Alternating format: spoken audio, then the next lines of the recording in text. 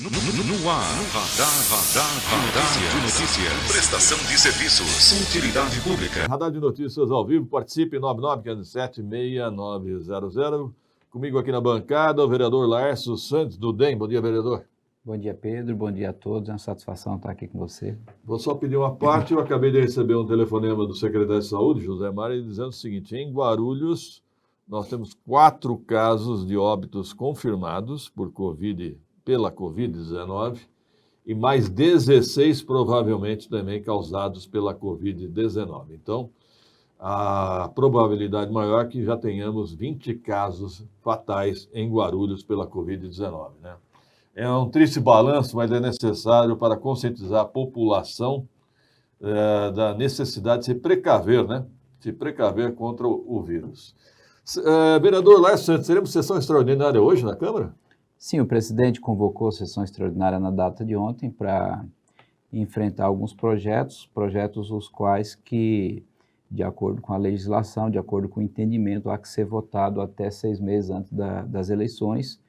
E aí estão pautados lá 2 projetos que tratam do ISS, do segmento de transporte na cidade de Guarulhos, e também um outro projeto voltado para o segmento empresarial, onde existe um incentivo para as empresas que estão instaladas e as que poderão se instalar na cidade de Guarulhos, desde que tenha no mínimo aí 20 funcionários. Então, por mais que haja aí alguns críticos de plantão a respeito do tema, Pedro, principalmente esse do segmento empresarial, no momento que nós vivemos, não só pela questão da pandemia, mas a cidade de Guarulhos, nos últimos tempos, ela perdeu muitas indústrias, muitas empresas.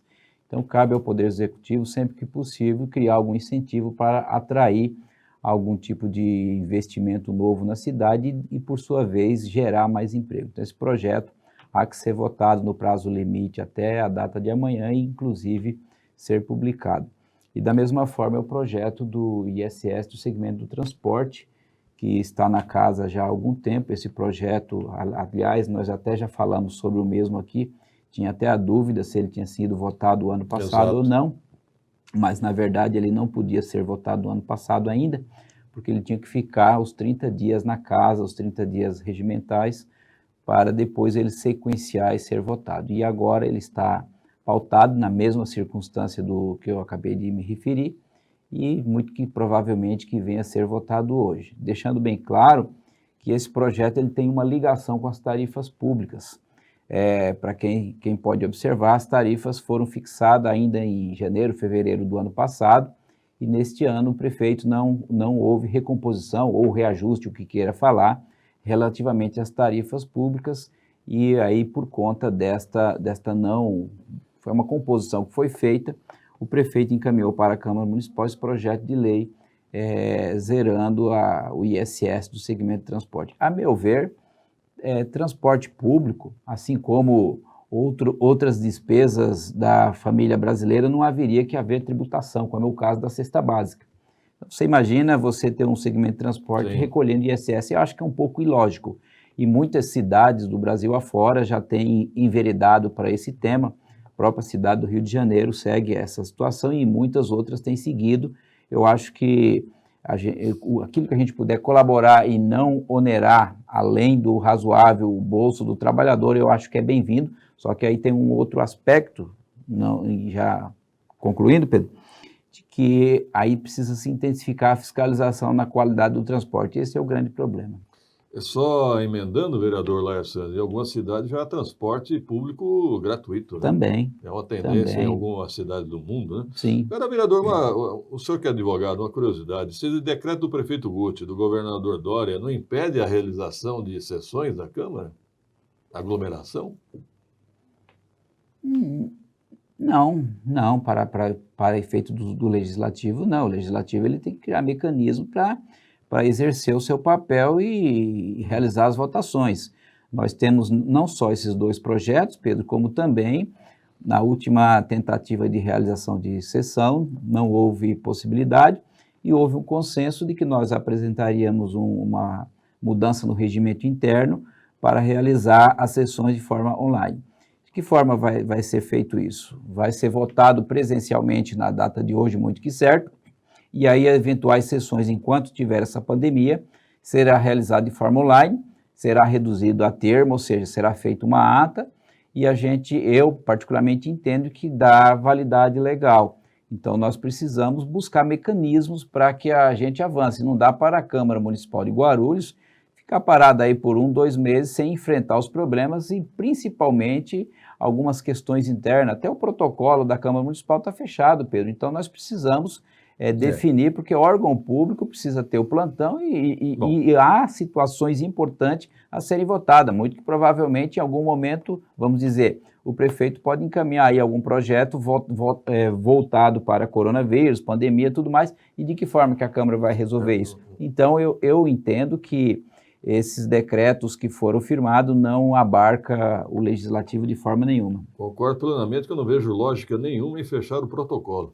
Exatamente. Não vejo lógica nenhuma. O senhor acredita que haverá quórum, vereador?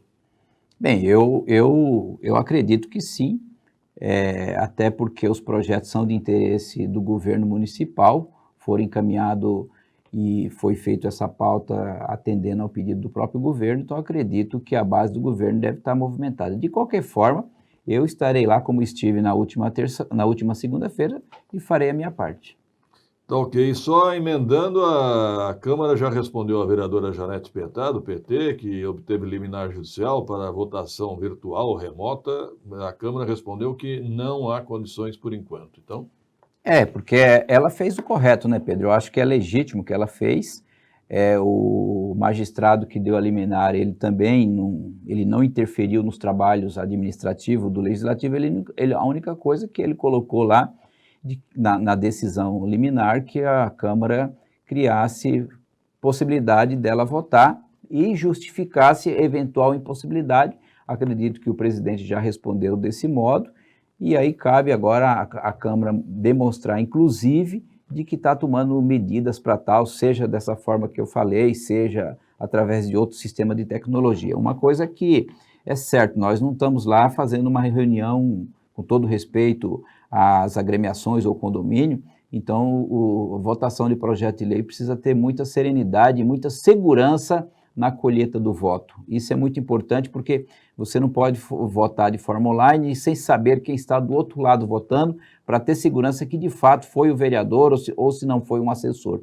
Então, para evitar esse tipo de situação, não há simplesmente de atender uma ordem judicial, a partir de hoje já é tudo online. Não é assim. Precisa ter segurança jurídica, porque senão a gente põe o trabalho tudo por perder, né, Pedro? E amanhã ou depois pode anular. Então, o propósito é trazer uma segurança. Eu acredito que a Janete está correta, como também se o seu Luiz, que também está no grupo de risco, que tem mais de 60 anos, também teria esse direito, o próprio Geraldo Celestino, o próprio vereador Paulo Roberto. Eu acho que são esses 4 que estão na lista aí. O Carneiro está na trave. O Carneiro está chegando lá. O vereador Lar Santos, só para finalizar, ontem várias entidades lideradas pela Ciesp, né? Pelo Ciesp, pediram ao prefeito Guti para que reconsidere os vencimentos de impostos e de taxas da prefeitura. Qual a sua opinião a respeito? Eu acho que a cidade de Guarulhos precisa realmente dar o seu gesto do que pode ser feito. Até agora eu não vi nenhuma situação dessa natureza. A Prefeitura de São Paulo, semana passada, aprovou uma situação lá que dá garantia aos funcionários das empresas de transporte público. Então, por exemplo, essa questão do ISS que nós estamos votando, ou será votado na cidade, tem que estar entrelaçado com essa questão dos trabalhadores das empresas de transporte público. Da mesma forma, no que diz respeito ao município, esses impostos, essas taxas, o prefeito já poderia ter encaminhado, Pedro, alguma coisa lá para setembro. Por exemplo, essa semana passada, muitos estabelecimentos começaram a receber taxa de fiscalização, funcionamento, publicidade. Eu acho que, por mais que eu acredito que o sistema já tinha emitido, mas poderia já ter sido soltado um decreto postergando o vencimento. São valores pequenos para muitos estabelecimentos? Sim, são, mas nós temos estabelecimento grande e pequeno. Então, acho que esse gesto, na parte que diz a vencimento de tributos, ISS e tudo mais, eu acho que o prefeito está pecando, já deveria ter tomado alguma atitude a respeito e atender também o segmento empresarial, porque o que a gente está percebendo, Pedro, que me parece que está uma caça às bruxas ao segmento empresarial, e nós não podemos agir desse modo. Nós temos que pensar na saúde pública e também criar mecanismos para que essas atividades tenham, vamos dizer assim, um fôlego, e não da forma que está deixando o governo federal resolver sozinho, ou até mesmo o governo estadual na parte que envolve recolhimento de tributos estaduais. Eu acho que o prefeito, reitero, eu acho que o prefeito já poderia ter tomado uma situação a respeito disso e não esperar as empresas pedirem falência, encerrarem suas atividades ou algo dessa natureza. Concordo com o senhor. Eu acho que o pedido liderado aí pela Ciesp, várias entidades, deve-se merecer a atenção da Prefeitura. Obrigado, vereador Santos. Eu que agradeço, Pedro, e até a próxima. 7h24, um rápido intervalo, produção.